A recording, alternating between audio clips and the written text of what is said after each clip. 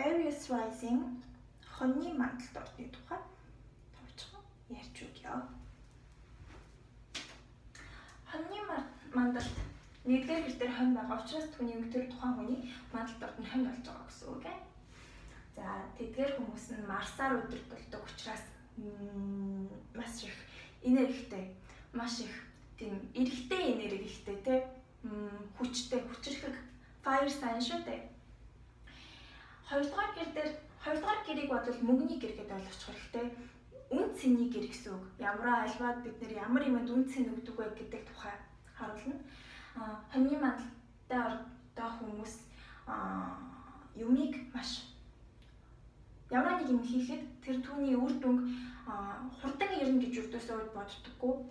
Маш тууштай, төвчээртэй удаан одоо юу гэмээр юм бэ? Маш тууштай ингээ удаан хугацаанд хийж ямар нэгэн үр дүнд хүрдэг төрлийн зан ааштай. Тим ажлын ноу хаутай гэсэн үг ээ. Ягаад тэгэхээр үхрийн шинж төвөнд нөлөөлж байгаа гэсэн үг. Хоёрдугаар гэр дээр байгаа учраас. Гуравдугаар гэр бол бидний харилцаа холбооны communication гэр хариуцдаг гэр. Гуравдугаар гэр дээр Gemini байна гэдэг бол тэд нэр харилцааны тал дээр тэнд ямар ч айдас байдаггүй. Ямар нэг газар очиод шинэ хүнтэй танилцлаа гэхэд хоньны мандалттай Aries ascendant хүмүүс бол сайн уу гэж төрүүлж хэлдэг төрлийн хүмүүс байгаа. Дөрөвдүгээр гэр мэлхийн орд. Мэлхийн орд дээр дөрөвдүгээр гэр байна гэдэг бол дөрөвчин ар гэр home team мөрхөө зүйл хариуцсан хаус ахгүй юу. Тэгээд ээжийн тал ялангуяа ээжтэйгээ ч юм уу их гүнзгий харилцаатай маш тийм холбоотой connection, deep connectionтай гэсэн үг. Бас давхар мэлхийн ордны шинж бол яг онцлог нь үгүй. Цусны төрлийн юмда маш ам байдаг. Умаг ялацлаад байна. Цусны төрлийн хүмүүстэй маш ам байдаг учраас энэ хүмүүстэй ямар байх нь тийм гэр бүл бүх тийм ажил мэргэжлийн тал дээр маш тийм юу байгаад маш их тийм хариуцлагатай бас холбоод ойлгоход ингэж тайлбарлахаар холбож ойлгоход амар байдаг. Тэгээд эдгээр жоохон үглэх гэдэж магадгүй ялангуяа гэрийнхэнтэй. Гэтэ тэр нь тийм муухайгаар бол биш, зүгээр миний цусан төрлийн миний хүүхдүүд одоо өөр хүмүүстээр очиод битгий садаа удаастай би зүгээр тэрнээс сэргийлээд үглэх гэдэг хандлагатай. Та нар тэгж болохгүй шүү гэж цусны төрлийн хүмүүстэй л тэгж хандах гадаж магадгүй. Гэтэ худлаач магадгүй. За 5 дахь ангины 5 дахь гэр бол үерхлийн гэр гэж ойлгоорой. Тэд нэр ингээд түн дээр арслан байна. Лио ямар учиртай вэ гэхээр тэдэнд таалагдсан хүн сайн би чамд таартай гэдэг амар шууд зүйлүүдтэй хэлж өөрийгөө илэрхийлж чадна. Хоньны мандалтай ордны хүмүүс. Тэд нар хэврээ тэр хүмүүс нь штэ. Үгүй би чамд таалагдахгүй уушлаарай гэх юм бол окей ямар cool хандлагатай. Ягаад тэгэхээр зур өөрийнхөө мэдэрсэн тэр бүгдийг илэрхийлсэн. That's enough. Эднэр бол гэхдээ гоё бүхнийг хэрвээ яг ингээд найз залуу найз охиндоо олвол зөв бүхнийг нь хийж өгөх чадвартай хүмүүс байдаг. Угаасаа тултал нь энэ миний хүн, энэ би бүгдийг хийж өгнө, би бүх мөнгөний олж өгнө, бүгдийг худалдаж авч өгнө гэсэн хандлагатай гэсэн үг. За 6 дахь гэр ажлын гэр work. Ажил дээр нь штэ. Ажлын гэр дээр охины орд байгаа. Охины орд чинь ямар вүлээ? Perfectionist. Бүх юм төгсгөн. Тийм учраас энэ хүмүүс штэ ажилдаа амар сайн нухацтай хийн, бас дээрэс нь нямба хийн, бас төгс хийн, тэгснээр шатрахгүй. Багаар жоохноор хийгээл тэгж байгаа дамжлалтын төрлийн хүмүүс байгаа. Яасан вэ?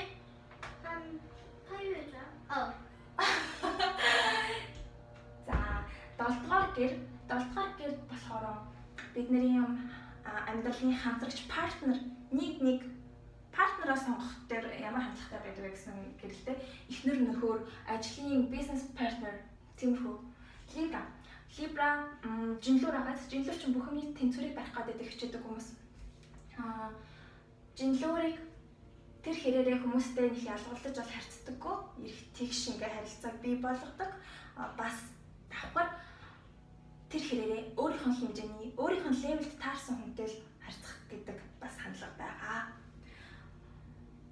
8 дахь хаусыг би бас нэг сайн ойлгоод байна. Гэтэ 8 дахь гэрийг ойлгохын тулд ингээд хилэнцэг төсөл Scorpio штэ. Scorpio ч тийм нууцлаг бүх чанарыг агуулсан үхэл төрөл гэх нэг тийм жоохон deep dark сэдвүүд хөнддөн штэ. Ингээд төсөөлөхөр нэг чирнэлийн өнгө шиг нэг жоохон хүүхдийн кинонд нэг эсрэг талын дүр шиг юм шиг уур амьсгал өгдөг. Энэ гэр дээр Aries-ууд би нэг сайн ойлгоогүй. Гэхдээ гол нь бид нэр юу гэсэн үг? Амар өөртөө юмыг сайн хуримтлуулж авдаг. Тэр нууц харанхуй өрөөндөө тэ сэтгэлтэй ч юм уу. Ямар нэгэн юм хийхин тулд тэр мэдээллийг маш сайн ингэж туршлага маш их хуримтлуулж авч ээж тэрийгэ ил гаргаж хийдэг. Тийм хийвэл хийсэн шиг хийдэг хүмүүс байгаа. Гэтэ нэг жоохон дутуу тайлбарчлаа дараа сайн мэддэг болохоор ярьж өгье. 9-р хаус ном. 9 бол бидний харах өнцөг одоо ертөнцийг харж байгаа зарим хүмүүсийн хэмжээ нь өөр байгаа шүү дээ тийм. Зарим хүмүүс зүгээр Монголдоо энэ хэмжээний хүрээнд хийн. Зарим хүмүүс энэ түүх яг энэ юмыг сонирхдаг хүмүүст зориулж юм хийн. Эсвэл за би бүр дэлхийд зориулсан юм хийн гэдэг жишээ нэ зүгээр нэг тийм хүрээ тэлэх тийм гэр гэсэн үг. Яг энэ тал дээр бол маш их алсын хараатай. Маш их алсын хараатай. Ягаад тэгэхээр нумын онцлог байдаг шүү дээ. Нум барьцаа ингээд нум сумаар буудаж байгаа чинь тийм амар гүнзгий deep философи тийм гүнзгий тийм алсын хараатай. Заавал тийм холыг зорьсон хандлага гэсэн үг. Ер нь бол тийм хандлагатай болол ийм ажилсаг, ийм тууштай, ийм perfectionist юм ба ажлыг хийдэг, гүйцэтгэдэг төлөв тийм зан төлөвтэй гэсэн үг. 10 дахь гэр болохоор бидний нэр төр алдар нэр гэдэг бүлөө honor бас дээрэс нь илүү тийм logical одоо юмыг заавал туршлага дээр суйрлуулж хийдэг тийм зам маш гэм одоо 10 дахь гэр дээр Capricorn байна гэх юм бол Aries rising хүмүүс маш их юуд дуртай их мэдэл алдар нэрд маш ач холбогдлоо өгдөг. Аргагүй штэ тийм сайн тийм амар ажилласан хүн юм чинь тийм одоо workaholic штэ эднэр чинь. Тэр их хүчээрээ тэр бүхэнийг бүгднийг л хүртэх ёстой. Мэдээж тэр хүртсэн хэрээрээ гэр бүл найз охин найз боо тэгээд ихнэр хүүхдээ бүгднийг тэр мөнгөөрөө ингэж хизээ бүгдийг өгнө штэ. Тэр хэрээрээ олох ёстой юм чинь. Тийм хадлага байгаа. 11-р гэр болохоор society, нийгэм, найзууд. 11-р гэр дээр хумх байна. Энэ хүмүүс шүү дээ. Ер нь бол хамгийн ухаантай, хамгийн содон, хамгийн гэсэн хүмүүсийг сонгож найзалдаг. Хамгийн дааж, хамгийн содон, хамгийн тийм хар flagship-уудыг сонгож найзалдаг гэсэн үг. Aries rising хүмүүс. За 12 дугаар гэр болохоор бидний аливаад яаж ингэж тийм зөөлхөн юугаа ямар нэг юм туслах, зориулах, sacrifice хийхтэй тиймэрхүү юмыг хариуцсан гэр байгаа. Тэр гэр дээр Pisces байна гэсэн үг. Энэ хүмүүс шүү дээ. Aries rising хүмүүс амжилтанд хүрсэн ч гэсэн тэр олсон мөнгөөрөө бусад хүмүүст ингээд хэрэгтэй хүнд нь дэмжиж, хэрэгтэй хүнд нь тусалж өгөөд тийм сэтгэлгээ юм тэр хүмүүст байдаг гэсэн үг. Мэдээж би өмнө ярьсантай бидний 1-р гэр бол бидний маск хэрхэн харагддаг вэ гэсэн маск байгаа. Тэр маскны жинхэнэ дотоод төрхт нь бас энэ warrior sign буюу загсны ордон тэр эмзэгхэн чанар бас ард нь нуугдж байгаа гэдгийг үргэлж санаж байгаарай. Энэ хүмүүс үргэлж тийм хатуу, үргэлж тийм зөрөгтэй, үргэлж тийм ирч хүчтэй хүмүүс бас биш мэдээж хүн л юм чинь. Түүнд бас дотор нь эмзэг тал байгаа гэдгийг санах хэрэгтэй гэсэн үг. Хоньны мандалттай ордон гэдэг юу ад юм бэлээ? Astrologically тэг юу гэж хэлмээр юм бэ?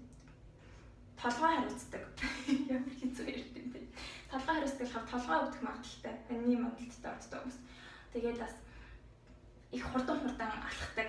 Ер нь их яарус танд руу ажлыг хөнгө хурдан бүтээх гэдэг шинжтэй. Миний мэддэг хүмүүс дотор л энэ бүх шинжүүдийг агуулсан хүмүүс л байдаг. Миний мэддэг Aries rising. Нимка тийм. Нимка яг ингээл юу битэрч дүрслэх нэг бод сурдаг багт. ийм будаг мудгаа хийдэг юм бид чаас хавтай тэр савн дотор ингээ бүх юм амар нарийн бүр төвд бүр яг ажил мэргэжил дээр бүр яг үер боцан гаргадаг. За тэгээд яг найзлахтай чсан шууд санаачлахтай ингээ тгий чи надад найз баг нэг тиймэрхүү хандлагатай л гэсэн. Anyway хоньны мандалттай ордны хүмүүс нэг иймэрхүү байна. Дараа үхэр дээр уулзцгаая. Тэр баяртай.